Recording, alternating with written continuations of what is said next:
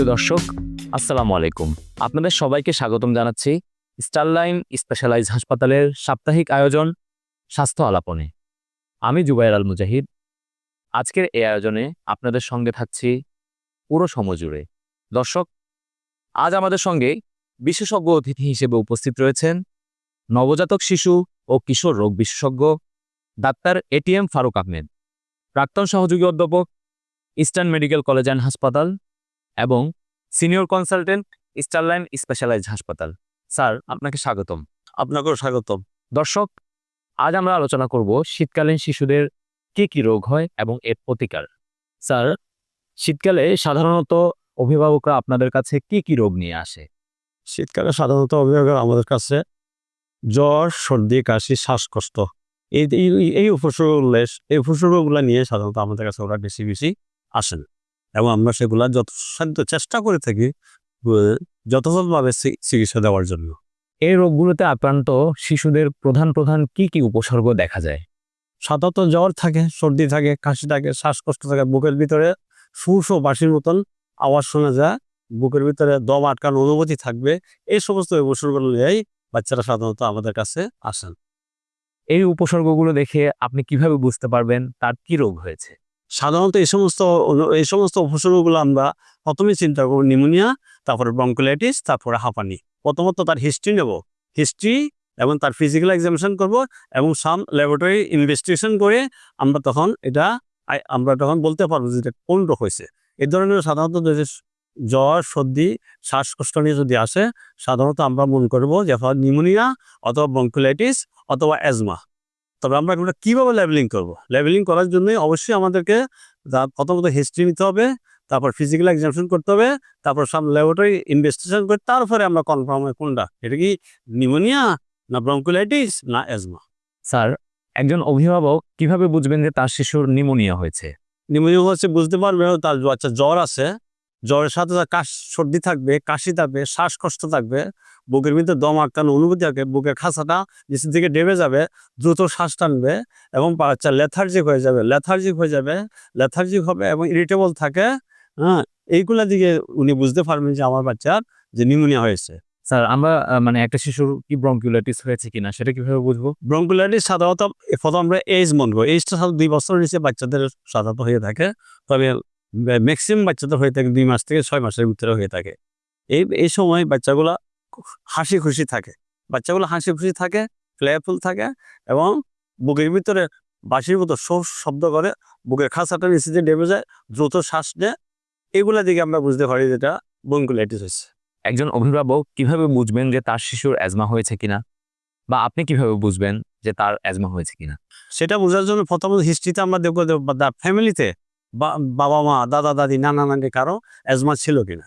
যদি family history of যদি asthma থেকে থাকে, যদি এখানে বাচ্চা নিজের শ্বাসকষ্ট, কাশি থাকে, শ্বাসকষ্ট থাকে, দম আটকানো অনুভূতি থাকে, বুকের ভিতরে সব বাঁশির মতো আওয়াজ থাকে, তাহলে আমরা এখানে বুঝতে পারবো যে এটা তো হাঁপানি হতে পারে। তবে 2 বছর আগে আমরা এটা লেবেলিং করতে পারি না। আচ্ছা, এই ধরনের আমরা যে আজকে 3 ধরনের রোগ নিয়ে আলোচনা করেছি, নিউমোনিয়া, ব্রঙ্কিওলাইটিস এবং অ্যাজমা। এই রোগগুলো নির্ণয়ের জন্য আমাদের সাধারণত ল্যাবরেটরিগুলোতে কি কি ধরনের পরীক্ষা করা হয়? সিম্পল আমরা সাধারণত প্রথমত আমরা কমপ্লিট ব্লাড কাউন্ট করে থাকি আর বুকের একটা এক্সরে করব। কমপ্লিট ব্লাড কাউন্টের ভিতরে দেখা যাবে যে যদি নিউমোনিয়া হয়ে থাকে তাহলে তার লিউকোসাইট কাউন্ট অনেক বেড়ে যাবে, নিউক্লিয়ার লিউকোসাইটোসিস থাকবে, ESR বেড়ে যাবে, অ্যাসোটাইটার হবে, C-রেক্টিন প্রোটিনটা বেড়ে যাবে। কিন্তু ব্রঙ্কোলাইটিসে নর্মাল থাকবে, অ্যাজমা তো শুধু ইসোনিউরিক কাউন্টটা শুধু বাড়বে। আর এক্সরে যদি করি, নিউমোনিয়ার ক্ষেত্রে এক্সরেতে দেখা যায় কনসলিডেশন থাকতে পারে, প্লুরাল ইফিউশন থাকতে পারে, এমফাইমাথ্রোসিস থাকতে পারে, বাইলেটারাল পেসি অপোজিট থাকতে পারে। আর ব্রঙ্কোলাইটিসের বেলায় হাইপার ট্রান্সলোসিস অর্থাৎ লাং ফিল্ডটা একবার কালো হয়ে যাবে, আর হাইপার ট্রান্সলোসিস এবং লো প্লেট ডায়াফ্রাম থাকবে। আর অ্যাজমার বেলায় হাইপার ইনভেটেড লাং ফিল্ড থাকবে আর রিপগুলো সব হরিজন্টাল হয়ে যাবে। এটা দিয়ে আমরা ডিফারেন্সিয়েট করতে পারি। স্যার, শীতকালে শিশুদের যে রোগগুলো হয় সেগুলোর মধ্যে সবচেয়ে ঝুঁকিপূর্ণ বা ভয়ঙ্কর রোগ কোনটি? এগুলো সবচেয়ে ঝুঁকিপূর্ণ হলো ব্রঙ্কোনিউমোনিয়া। নিউমোনিয়াটা সবচেয়ে বেশি ঝুঁকিপূর্ণ, কারণ নিউমোনিয়া থেকে সাধারণত দেখা গেছে সমস্ত পৃথিবীতে যত শিশু মারা যায় সবচেয়ে বেশি মারা যায় নিউমোনিয়ার কারণে। বাংলাদেশে জরিপ করে দেখা গেছে টোটাল প্রতি বছরে 26,000 শিশু মৃত্যুর কারণ হলো অনলি নিউমোনিয়া। নিউমোনিয়া কয় ধরনের হয়? এটাকে বিভিন্নভাবে ক্লাসিফিকেশন করা হয়েছে। একটা হলো ক্লিনিক্যাল ক্লাসিফিকেশন, একটা হলো ইটিওলজিক্যাল ক্লাসিফিকেশন, একটা হলো অ্যানাটমিক্যাল ক্লাসিফিকেশন। ক্লিনিক্যাল ক্লাসিফিকেশন হলো যে community acquired pneumonia, hospital acquired pneumonia, then lung damage pneumonia, আর একটা হলো immuno compromise patient, pneumonia with immuno compromise patient. আর ইটিওলজিক্যাল ক্লাসিফিকেশন তো কোন কোন জীবাণু দিয়া নিউমোনিয়াটা হলো সেগুলা ক্লাসিফিকেশন। সেটা হলো bacterial pneumonia, viral pneumonia, fungal pneumonia, rickettsial pneumonia, mycoplasmal pneumonia, tubercular pneumonia, মিজলসের জন্য হতে পারে। এই ধরনের হলো aetiological classification. Then anatomical classification. Anatomical classification একটা লোব, লাংসে একটা লোব যদি ইনভলভ হয় সেটা একবার লোয়ার নিউমোনিয়া, দেন ব্রঙ্কো নিউমোনিয়া। যদি লাঙের ইন্টাস্টিশন যদি ইনভলভ হয় সেটা একবার ইন্টাস্টিশনাল নিউমোনিয়া। এভাবে আমরা ক্লাসিফিকেশনগুলো করে থাকি। স্যার, এই বিভিন্ন ধরনের নিউমোনিয়ার মধ্যে সবচেয়ে ঝুঁকিপূর্ণ জীবননাশের হুমকি রয়েছে এমন নিউমোনিয়া কোনটি? সাধারণত সিভিয়ার টাইপস অফ নিউমোনিয়া সেটাতে সাধারণত জীবননাশের হুমকি রয়েছে। সিভিয়ার টাইপস অফ নিউমোনিয়া যদি হয় ইমিডিয়েট হসপিটালাইজেশন করতে হবে, তাকে প্রপার পজিশনে করতে হবে, অক্সিজেন দিতে হবে, নেবুলাইজেশন করতে হবে, ভালো অ্যান্টিবায়োটিক দিতে হবে, ফ্লুইড নিউট্রিশন মেনটেন করতে হবে। তাহলে মোটামুটি সে অতি তাড়াতাড়ি দ্রুত সে আরোগ্য লাভ করবে। শিশুদের ক্ষেত্রে নিউমোনিয়া হওয়ার রিস্ক ফ্যাক্টরগুলো কি কি? ধন্যবাদ আপনার প্রশ্নের জন্য। এটা খুবই ইম্পর্টেন্ট কোশ্চেন। ঝুঁকিপূর্ণ মানে রিস্ক ফ্যাক্টর, যে রিস্ক ফ্যাক্টর কি রিস্ক ফ্যাক্টর?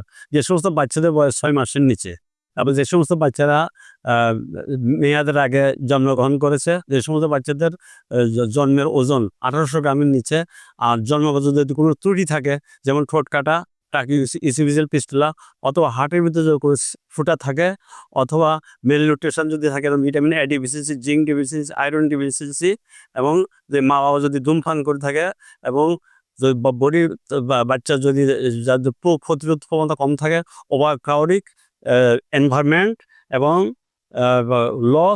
ল সোশিও ইকোনমিক ব্যাকগ্রাউন্ড, এবং যেখানে মানুষ এক অনুমোদিত 6-7 জন লোক দাগিদি করে থাকে, এই সমস্ত ক্ষেত্রে এই সমস্তগুলোই সাধারণত রিস্ক ফ্যাক্টর বেশি হয়। আচ্ছা স্যার।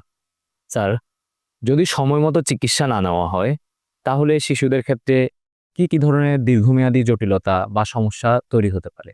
ধন্যবাদ আপনি এই প্রশ্নের জন্য। এটা অনেক সুন্দর একটা প্রশ্ন করেছেন।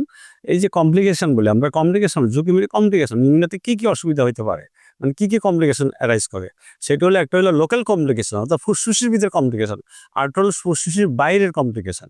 ফুসফুসের ভিতরে সাধারণত বলে লাংসের ভিতরে হয়ে যেতে পারে, অথবা পানি জমে যেতে পারে, অথবা বাতাস জমে যেতে পারে, অথবা বাতাস এবং পানি দুইটা জমে যেতে পারে, ফুসফুস দিয়ে পুজ হয়ে যেতে পারে। আর এটা হলো ফুসফুসের বাইরের কমপ্লিকেশন। ফুসফুসের বাইরের অসুবিধা যেটা ব্রেন ইনফেকশন হতে পারে, সেটাকে মেনিনজাইটিস বলে, এনসেফালাইটিস বলে। হার্টের ভিতরে ইনফেকশন হতে পারে, সেটা বলে পেরিকার্ডাইটিস, মায়োকার্ডাইটিস, এন্ডোকার্ডাইটিস। হার্টের ভিতরে ইনফেকশন হতে পারে, সেটাকে বলা হয় সেপটিক আর্থ্রাইটিস অথবা অস্টিওমাইলাইটিস। এই ধরনের কমপ্লিকেশনগুলো হয়ে থাকে। স্যার, আপনি তো অনেক কিছু বললেন নিউমোনিয়া সম্পর্কে এবং অন্যান্য শিশুদের রোগ সম্পর্কে। এখন স্যার আমরা আপনার কাছে জানতে চাইবো, যেহেতু এসব রোগগুলোর ক্ষেত্রে প্রতিরোধমূলক কি ব্যবস্থা অভিভাবকরা নিতে পারে বা প্রিভেনশন কি ধরনের হতে পারে? খুব সুন্দর প্রশ্ন করছেন এটা। একটা কথা আছে, prevention is better then cure. এটার জন্য সাধারণত আমরা টিকাগুলো দিই। যে সমস্ত ব্যাকটেরিয়া দিয়া নিউমোনিয়াটা হয়, তাদের বিরুদ্ধে যে টিকাগুলো আছে সেই টিকাগুলো আমরা সর্বত দেবো। তার মধ্যে নিউমোকক্কাস, হুপিং কফ, এবং এই দুইটা নিউমোকক্কাস এবং হুপিং কফের টিকাটা সাধারণত 6 মাসে একটা দেওয়া হয়, 10 মাসে একটা দেওয়া হয়, 14 মাসে একটা দেওয়া হয়। মিজেলসের টিকাটা সাধারণত 9 মাস কমপ্লিট হলে একটা দিই, আর একটা 15 মাস কমপ্লিট হলে একটা দেওয়া হয়। আর টিউবারকুলোসিসের টিকাটা শুধু জন্মের সাথে সাথেই দিতে হয়। ধন্যবাদ স্যার, আমাদেরকে এত গুরুত্বপূর্ণ তথ্য দিয়ে সহযোগিতা করার জন্য। আপনাকেও ধন্যবাদ। প্রিয় দর্শক, আজকের আলোচনা থেকে আমরা বুঝতে পারলাম শীতকালে শিশুদের সামান্য উপসর্গ অবহেলা করা উচিত নয়। এমন আরও স্বাস্থ্য সচেতনতামূলক অনুষ্ঠান পেতে থাকুন স্টারলাইন স্পেশালাইজড হাসপাতালের সঙ্গে। আমি জুবায়ের আল মুজাহিদ আজ বিদায় নিচ্ছি। আল্লাহ হাফেজ।